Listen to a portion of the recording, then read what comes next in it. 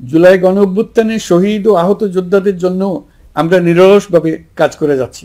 এখন পর্যন্ত 775টি শহীদ পরিবারকে প্রায় 100 কোটি টাকার সঞ্চয়পত্র ও মাসিক ভাতা বাবদ ব্যাংক চেক দেওয়া হয়েছে। অবশিষ্ট যারা আছেন তাদেরও কয়েকটি আইনগত বিষয় নিষ্পত্তি সাপেক্ষে সঞ্চয়পত্র দেওয়ার প্রক্রিয়া চলছে। এর পাশাপাশি আহত 13,800 জন জুলাই যোদ্ধাকে 3টি ক্যাটাগরিতে নগদ টাকা ও চেক বাবদ 153 কোটি 4 লাখ টাকা প্রদান করা হয়েছে। 78 জন অতি গুরুতর আহত জুলাই যোদ্ধাকে সিঙ্গাপুর, থাইল্যান্ড, তুরস্ক এবং রাশিয়ার উন্নত চিকিৎসার জন্য পাঠানো হয়েছে এবং চিকিৎসা ব্যয় বাবদ এ পর্যন্ত প্রায় 100 কোটি টাকা ব্যয় হয়েছে। আহতদের পুনর্বাসনের জন্য সরকারের সবকটি মন্ত্রণালয়ের সম্মিলিত প্রচেষ্টায় বিভিন্ন ধরনের উদ্যোগ নেওয়া হচ্ছে।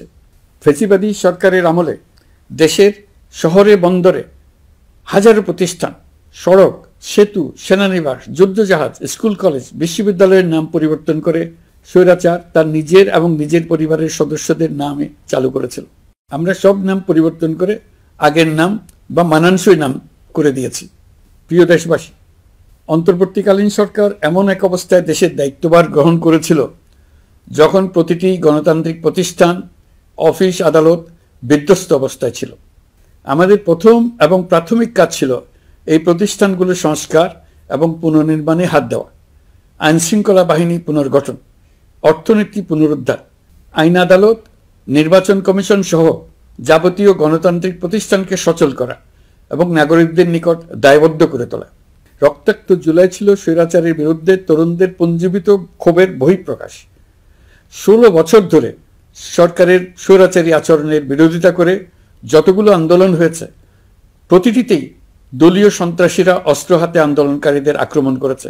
প্রতিটি আন্দোলনকেই দমন করার জন্য দলীয় সন্ত্রাসীরা সর্বোচ্চ আঘাত করেছে, যেখানে আইনশৃঙ্খলা বাহিনীকেও অংশ নিতে নির্দেশ দেওয়া হয়েছে অথবা দাঁড়িয়ে দর্শকের ভূমিকায় থাকতে বলা হয়েছে। একটি স্বাধীন বিচার বিভাগের জন্য অন্তর্বর্তী সরকার সংস্কার কাজ হাতে নিয়েছে।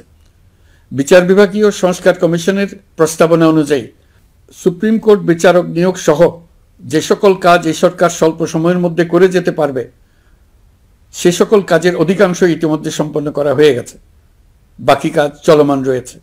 স্বৈরাচার আমলে দলীয় বাহিনীতে পরিণত হওয়া ভঙ্গুর আইনশৃঙ্খলা বাহিনীকে নতুন করে গড়ে তোলার জন্য আমরা সর্বোচ্চ ব্যবস্থা নিয়েছি। আইনশৃঙ্খলা বাহিনী দ্বারা কোনো মানবাধিকার লঙ্ঘন যাতে না ঘটে সেই জন্য পুলিশ সদর দপ্তরে একটি সেল কার্যকর করা হয়েছে, যেখানে মানবাধিকার সহ পুলিশ সদস্যদের মাধ্যমে সংগঠিত যে কোনো অপরাধের বিষয়ে অভিযোগ করা যায়। এই সমস্ত সেল অন্যান্য আইন প্রয়োগকারী সংস্থার প্রধান কার্যালয়েও স্থাপন করা হচ্ছে। আসামিদের জিজ্ঞাসাবাদ হবে স্বচ্ছ কাচের ঘরে। হাজতখানায় বন্দীদের মানবিক সেবা নিশ্চিত করা হবে। অভিযান পরিচালনার সময় পুলিশ যেন জিপিএস ট্র্যাকিং সিস্টেম ডিভাইস সহ বডি ক্যামেরা পরিধান করেন তা নিশ্চিত করা হবে। পুলিশ যেন আর কখনোই কোনো আন্দোলন দমনে প্রাণঘাতী অস্ত্র ব্যবহার করতে না পারে সেই ব্যবস্থা নেওয়া হয়েছে। বেআইনি সমাবেশে বল প্রয়োগের ক্ষেত্রে জাতিসংঘের স্বীকৃত 5টি ধাপ অনুযায়ী পুলিশ সদস্যদের প্রশিক্ষণ দেওয়া হচ্ছে। সব মিলিয়ে স্বরাষ্ট্র মন্ত্রণালয়ের পুলিশ সংস্কার কমিশনের প্রস্তাব অনুযায়ী 16টি সংস্কার কাজ সম্পন্ন হয়েছে। আরও 43টি সংস্কার কাজ সমাপ্ত হওয়ার পথে। দেওয়ানি আইন, নারী ও শিশু নির্যাতন দমন আইন সহ বিভিন্ন আইনগত সংস্কার সম্পন্ন হয়েছে। সম্প্রতি সরকার ফৌজদারি কার্যবিধি সংশোধন অধ্যাদেশ 2025 অনুমোদন করেছে। এর ফলে এখন থেকে কোনো ব্যক্তিকে আটকের পর 12 ঘন্টার মধ্যে যত দ্রুত সম্ভব পরিবারকে জানাতে হবে। আটককৃত ব্যক্তিকে আইনজীবীর সঙ্গে সাক্ষাতের সুযোগ দিতে হবে। গ্রেপ্তারকৃত ব্যক্তি রিমান্ডের পর অসুস্থ বা আহত হলে তাকে ডাক্তার কর্তৃক পরীক্ষা করতে হবে এবং আঘাতের কারণ নিশ্চিত হতে হবে। তার প্রয়োজনীয় চিকিৎসা দিতে হবে। এক্ষেত্রে পুলিশের দায় থাকলে আইনি ব্যবস্থা নেওয়ার বিধান যুক্ত করা হয়েছে। এই আইনের ফলে গ্রেফতার ও আটক নিয়ে মানুষের হয়রানি অনেক কমে আসবে, পুলিশের জবাবদিহিতা বাড়বে এবং বিচারের কাজ দ্রুততর হবে। পুলিশ সংস্কার কমিশনের সুপারিশ ছিল কোনো ব্যক্তি থানায় জিডি করতে গেলে অবশ্যই তা গ্রহণ করতে হবে। জিডি গ্রহণ করা ছাড়া থানা থেকে কোনো ব্যক্তিকে ফিরিয়ে দেওয়া যাবে না। এই সুপারিশের ভিত্তিতে সরকার সিদ্ধান্ত নিয়েছে দেশের সব থানায় অনলাইনে জিডি করা যাবে। এখন থানায় জিডি না নেওয়ার আর কোনো অভিযোগ থাকবে না। গণতান্ত্রিক চর্চার অন্যতম প্রধান শর্ত গণমাধ্যমের স্বাধীনতা। অতীত ইতিহাসের দিকে তাকালে দেখা যায় মুক্ত সাংবাদিকতার ক্ষেত্রে প্রথম এবং সবচেয়ে বড় বাধা হিসেবে কাজ করেছে সরকার। অন্তর্বর্তী সরকার এইসব বাধা অপসারণে বিভিন্ন উদ্যোগ নিয়েছে। আমরা সমালোচনাকে উন্মুক্ত করে দিয়েছি। যে কেউ চাইলেই যে কোনো মাধ্যমে, সেটা মূলধারার গণমাধ্যম হোক কিংবা সামাজিক যোগাযোগ মাধ্যমেই হোক, সরকারের সমালোচনা করতে পারছেন। এমনকি রাষ্ট্রীয় গণমাধ্যমেও সরকারের সমালোচনা করা যাচ্ছে। নিকট অতীতে যা ছিল অকল্পনীয়।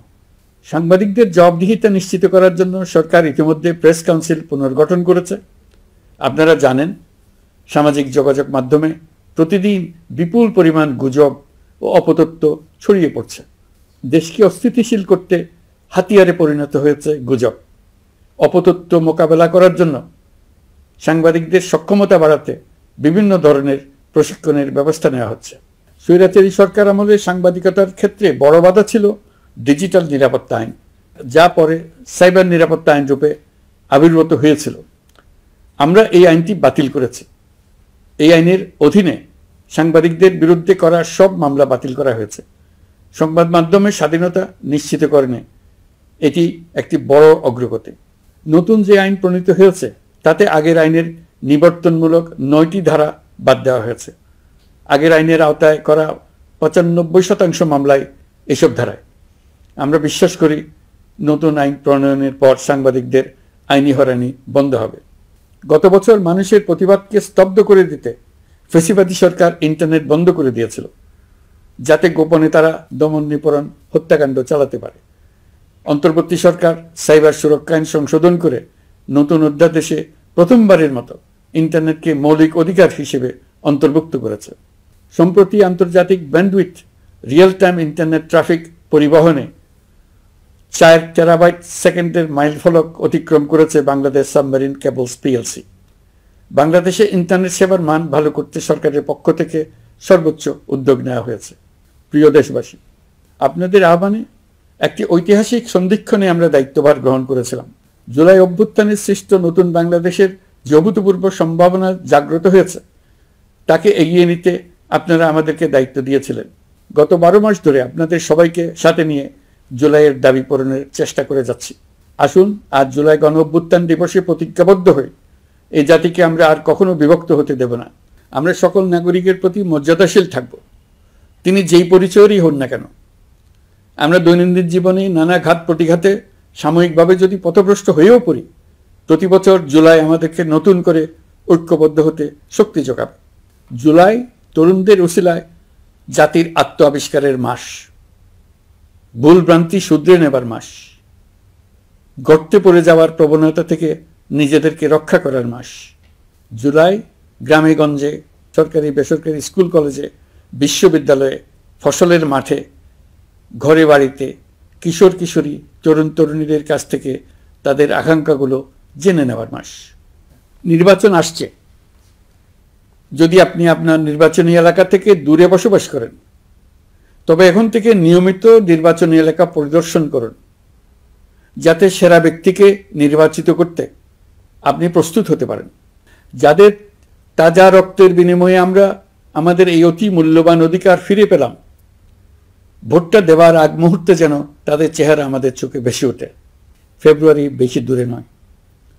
নির্বাচন নিয়ে প্রস্তুতি নিতে নিতেই ভোটের দিন এসে পড়বে। বহু বছর আমরা কেউ ভোট দিতে পারিনি।